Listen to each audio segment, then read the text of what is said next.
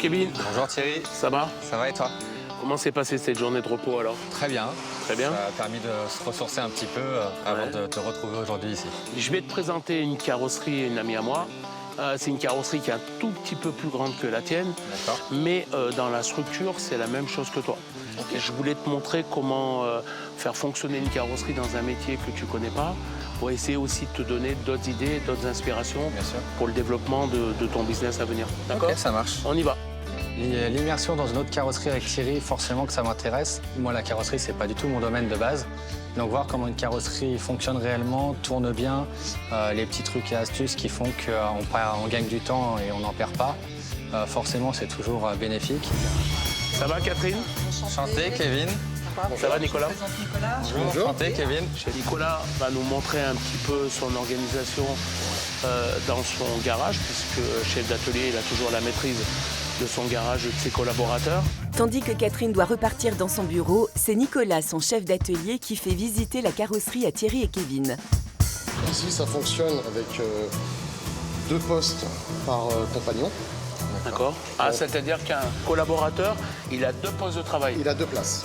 Ah, génial. C'est génial. pour optimiser donc, le temps. Oui, oui. Quand il est arrêté sur une voiture, il prend la deuxième qui est à côté. D'accord. Kevin a pu découvrir une organisation avec des collaborateurs et du personnel qui a une gestion différente. J'ai trouvé une discipline dans le garage à Catherine qui était assez exemplaire. Et j'espère que ça montrera à Kevin aussi une envie d'avoir la même discipline dans son garage. Après, Nicolas, un peu plus loin. Donc des aires de préparation. Oui, Kevin. Elle me rappelle quelque chose. Elle me rappelle quelque chose, hein. Moi aussi, je te cache pas qu'elle me rappelle quelque chose. Différemment de toi, mais elle me rappelle quelque chose. Déjà, regarde, on voit à travers, c'est propre. Ah! Redis pour voir, Kevin, s'il te plaît. On voit à travers, c'est propre, je te le redis. D'accord. On a retrouvé chez Catherine le même matériel que dans son garage. Donc il a pu découvrir que c'est pas un problème non plus de matériel, c'était plutôt un problème d'organisation et de différence de point de vue sur le métier de la carrosserie que je rappelle, malheureusement Kevin ne connaît pas du tout. Nicolas est équipé des mêmes zones de préparation que Kevin. Il peut donc lui montrer comment s'en servir afin d'améliorer les conditions de travail de son carrossier. On s'aperçoit que si je fais bouger de la poussière, elle ne remonte pas en l'air, elle va vers le bas. Non, elle va vers le bas, sans pas. Voilà. L'aspiration par en bas. On n'a pas un gramme de poussière. Ok, à part la surface. À l'ancienne où on pensait les voitures au milieu de l'atelier, c'est fini quoi. Non. C'est bien comme ça. Ouais, c'est mieux comme ça. Même les conditions de travail pour toi, elles sont meilleures. Très bien. Et les conditions de travail qu'auront tes collaborateurs à venir avec les travaux qu'on a fait chez toi, ils seront meilleurs aussi. C'est tout du gagnant-gagnant. Quand on a racheté le garage, les aires de préparation, on n'était pas en service. Et nous, on a juste tout bêtement continué comme ça, on n'a pas fait plus de place que ça. Ça va faire du bien de ne plus voir de poussière et de pouvoir tout aspirer, et pouvoir respirer et rentrer chez soi le soir sans se moucher à 3 kg de poussière. Alors Kevin? Ça change de voir une carrosserie qui est beaucoup plus structurée que la mienne et qui fait que tout avance dans le bon sens. Il n'y a pas d'accro, il n'y a pas de temps mort. Je trouvais Kevin très attentif en fait à la découverte d'une autre carrosserie que la sienne. J'avais peur que Kevin soit un petit peu sur la défensive d'arriver dans une entreprise, dans un garage qu'il ne connaît pas du tout. C'est pas facile non plus, hein. En fait, le modèle d'une entreprise, le modèle d'un garage, c'est ce qu'on vient de voir. D'accord? C'est pas ce que j'ai vu malheureusement ces quelques jours. Je vais retourner à ton garage, remettre un bleu de travail qui est dans un état, t'imagines même pas, mais déplorable. Tu vas pas croire que c'est fini parce que je vais t'envoyer Vincent sur une deuxième séquence. Donc, sois bon. D'accord? Merci. C'est donc au tour de Vincent de rejoindre notre jeune garagiste dans l'atelier de Catherine et Nicolas.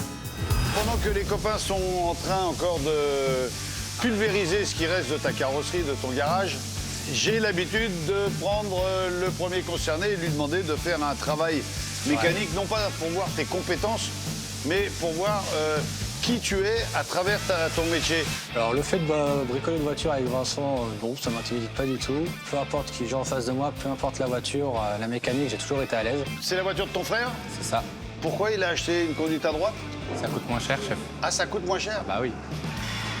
Ah bah oui. Ah bah j'imagine, parce que c'est homologable. Ouais, mais il l'a homologué quand il l'a acheté, elle était en plaque anglaise. D'accord. La Nissan 350Z est un coupé GT sorti en 2003, dont la cote ne cesse de monter. Très prisé des amateurs de drift, grâce à sa propulsion et son V6 de 300 chevaux, ce petit bolide peut monter jusqu'à 250 km/h. Une véritable voiture de passionné dotée d'excellentes performances, disponible d'occasion aux alentours de 20 000 € seulement. Eh ben écoute, je vais te laisser œuvrer. La mission qui est la tienne aujourd'hui, c'est de nous changer l'embrayage. Tu as tout ton temps et c'est pas parce que tu n'auras pas fini quand je partirai que tu auras un mauvais point à la clé. De toute façon, ils m'ont dit que tu restais avec moi jusqu'au bout. Voilà. Fait nocturne. Il y a beaucoup de menteurs dans ce milieu. Ah d'accord, ok. ça Beaucoup de marche. mythomanes. Ah ouais, ça doit être ça. Allez, je te laisse faire. Pas l'embrayage, moi qui compte. Moi, ce qui compte, c'est le mec. Est-ce qu'il est capable de travailler en parlant? Est-ce qu'il peut garder sa concentration tout en parlant? Il est où l'embrayage là-dessus? Dans la boîte de vitesse, là-dedans, Donc tu dois démonter les supports, démonter l'arbre de l'arme de transfert, transmission. le support moteur, les petits caches devant pour venir caler le moteur, le mettre en bascule, démonter tout le tour de boîte et sortir ce gros bestiau. Tu sors la boîte carrément? Ouais, Ah, tu l'as fait tomber. tu l'as fait tomber. Ouais, je te confirme, je serai pas là quand tu la remonteras. Quand vous avez acheté le garage avec ton père, c'est ton père qui a eu l'idée ou c'est toi? Mon père. Et quand ça s'est passé, il est arrivé, il a dit Kevin, je vais acheter un garage ou qu'est-ce que t'en penses si on allait s'acheter un garage? Ça s'est passé comment? C'est plus, qu'est-ce que t'en penses si on s'achetait un garage? D'accord. Sachant que ma mère avait des problèmes de santé, donc du coup, elle pouvait plus travailler. Donc l'idée de base, c'était on crée le garage familial tous les deux. On peut réussir à développer le chiffre d'affaires pour réussir à sortir un salaire à ma mère pour qu'elle puisse s'arrêter de travailler complètement. Après, bah, moi, je pérennise, on va dire, la société. Comme ça, lui, à sa retraite, bah, il en profite. Et c'est moi qui m'occupe après de papa et maman. D'accord. Alors déjà, ça me fait plaisir parce que c'est vraiment un bon mec. Tu sens qu'il a qu'une envie, c'est de faire plaisir aux gens, à lui-même aussi, mais je crois qu'il fait avant tout les choses pour quelqu'un, pour sa mère, pour son père, pour son frère. Il fait pas... Je me trompe peut-être, je ne le connais pas assez depuis longtemps, mais il ne fait pas les choses pour lui. Donc, dans l'histoire, tu as le rôle du taulier, du patron. Voilà, on est deux, mais c'est moi qui suis tout le temps au garage. Lui, pour l'instant, il a gardé son travail parce que bah, le garage, je peux pas lui générer. Mais quand vous êtes au garage, c'est toi le patron. Oui. C'est toi qui prends les décisions, c'est toi...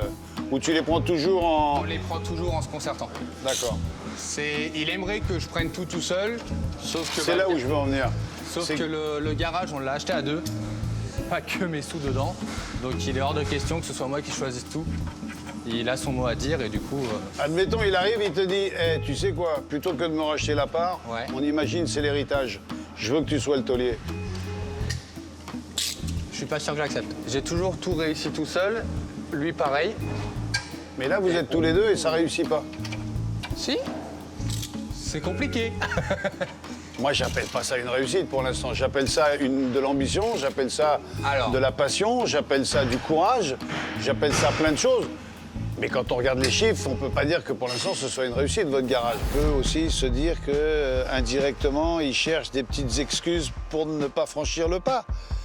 Mais honnêtement, samedi, il sera obligé de le franchir. Et son père, avec les conversations qu'on a eues, et je vais en avoir une nouvelle encore avec lui d'ici samedi, il va lui dire « Kevin, c'est à toi de la faire tourner, la boîte. » Comme je vois le coup que ça va être compliqué à démonter, Exactement. je partirai pour la solution Disqueuse.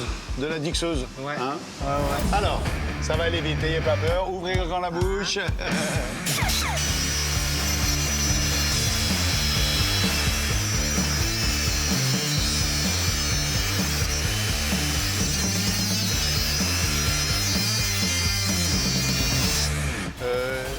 Vu qu'il y en a encore pour un petit moment et que moi je vais aller retrouver les copains au garage, j'ai été ravi de passer cette petite demi-heure avec toi. Et du fond du cœur, je te le dis comme je le pense, t'es quelqu'un de bien. Vraiment. Merci. Passe une bonne après-midi, on se voit samedi matin. Yes, ça marche. Ciao. À bientôt.